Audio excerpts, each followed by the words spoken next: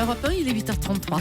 La revue de presse de Natacha Polony. Bonjour Natacha. Bonjour Thomas, bonjour Julie, et bonjour à tous. Ce matin, une de vos journaux, alors il y a ceux qui jouent le suspense, Le Figaro, le grand rendez-vous de la droite et du centre. Les Échos, primaire de la droite, le match des programmes.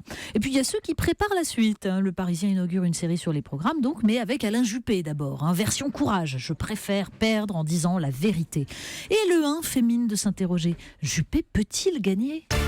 On parle de la droite, mais on parle aussi de la gauche et du chef de l'État ce matin. Et oui, lui, il est en une de Libération façon ombre chinoise. Il ira, sauf si. Alors l'opinion nous parle de Dr Hollande et Mister Candidat, et Cac le représente en majesté, avec perruque Louis XIV et cape d'hermine marqué « Mon bilan ». Sauf qu'il est en caleçon à cœur et que quelqu'un dans la foule s'exclame « Mais le roi est nu !» Mais comme le remarque Vincent Trémollet de Villers dans Le Figaro, contrairement au comte d'Andersen, ici c'est le roi lui-même qui proclame qu'il est nu. Son aveu sur l'immigration a au moins un mérite, écrit-il, mettre au jour l'extraordinaire schizophrénie qui caractérise une partie de nos élites politiques ou médiatiques. Porte fermée, table dressée, il s'en trouve toujours peu pour trouver illégitime l'inquiétude qui hante le pays. Mais devant les camarades, c'est tout autre chose. Il s'agit de montrer illico, papiers antiracistes et signes extérieurs de vertu.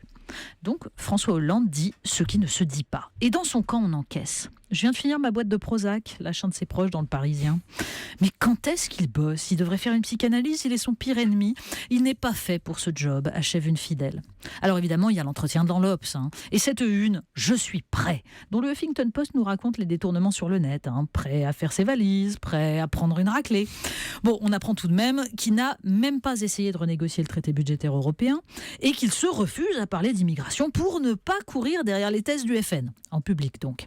Et aussi que la France va très bien, très très bien. Le roi est nu, mais il parle. On décolle, c'est le cas de le dire, vers les États-Unis. Oui, alors le saviez-vous, quand vous prenez l'avion, vous financez la fondation Clinton. Ah bon ? Et c'est grâce à un homme totalement oublié, Philippe Douste-Blazy.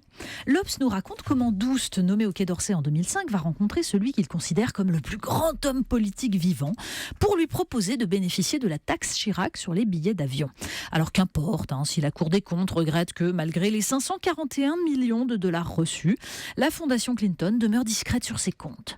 Il est vrai que la presse est très occupée avec le cirque autour de Donald Trump. Mais dans Le Monde, un article s'intéresse au contenu des derniers mails d'Hillary Clinton révélés par Wikileaks.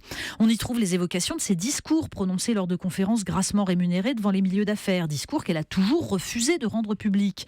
Et pour cause.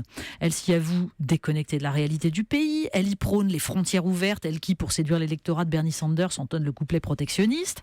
Elle y explique qu'en tant que sénatrice, elle a toujours tout fait pour que les banques continuent à prospérer. Bref, le clown Trump, dont lapsus est quand même le plus beau cadeau qu'on ait pu lui faire. Allez, on oublie la politique pour le temps de tourner quelques pages. Exactement. Saluons un quotidien qui ose encore mettre un écrivain à sa une. L'Humanité saisit l'occasion de l'entrée dans la pléiade de Jack London, mort en 1916 à l'âge de 40 ans. Jérôme Skalski nous parle de ses 1000 vies, des bas-fonds de la société jusqu'à la notoriété, de son œuvre qui adopte toujours le point de vue des opprimés pour décrypter la violence du système capitaliste. Je préfère être une météore superbe, écrivait-il, chacun de mes atomes brillant d'un éclat magnifique, plutôt qu'une planète endormie. On termine avec une enquête. Oui, du vrai journalisme d'investigation. Dans un numéro de Technicart consacré aux drogues, Olivier Malnuit a testé le Synapsil, alors produit miracle en vente libre, censé rendre plus intelligent. Résultat, dit-il, mental de bûcheur et fight de psychopathe. Pourtant, à lire la notice, nous explique-t-il, on ne trouve que des choses fleuries qui ont l'air de sortir d'une soupe aux herbes de Marc Vera. Mais, comme il l'écrit, c'est un passeport sans retour. N'en prenez pas pour trouver des idées, gobez-la pour rester con. Con mais toujours plus productif, les parfaites bêtes de somme du grand kolkhoz digital et moderne. Alors, un peu agressif, un peu paranoïaque, certes, mais surtout, à la fin, très malade. Alors, on se rassure, visiblement, François Hollande n'en prend pas. Bon, pour les candidats à la primaire, on verra ce soir au débat dans quel état ils seront. On suivra tout ça et on vous retrouvera demain matin pour débriefer tout au long de la matinale ce premier débat de la primaire à droite. Merci Natacha Polony. Merci.